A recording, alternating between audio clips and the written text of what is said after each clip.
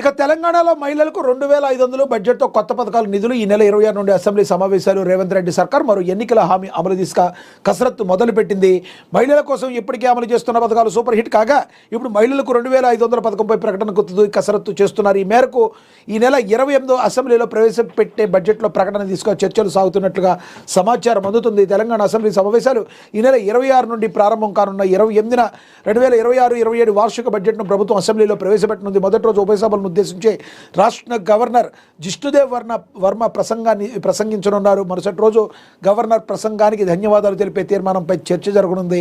ఈసారి సభను 10 నుండి 15 రోజుల పాటు నిర్వహించాలని ప్రభుత్వం అయితే యోచిస్తున్నట్లుగా మరి మనకి స్పష్టమవుతుంది.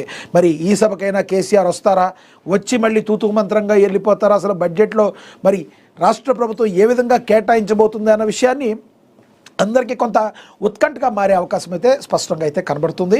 ఏది ఏమైనప్పటికీ కూడా మరి 2,500 రూపాయలు ఏదైతే హామీ ఉందో ప్రతి మహిళకి ఇచ్చే హామీ, అది నెరవేర్చే దిశగా బడ్జెట్ను కూడా ప్రవేశపెట్టబోతున్నారు. ఇదందరూ కూడా తెలంగాణ ప్రజల మహిళలందరికీ కూడా కొంత ఆనందాన్ని కలిగించే విషయం. చూడాలి మరి ఏ విధంగా కాంగ్రెస్ పార్టీ మరి కాంగ్రెస్ ప్రభుత్వం ఏ విధంగా ఉండబోతుంది. మరి వచ్చే అసెంబ్లీ సమావేశాల్లో ఈ బడ్జెట్లో ప్రవేశపెట్టే అవకాశం అయితే ఉందని స్పష్టంగా అర్థమవుతుందని కూడా ప్రచురించారు.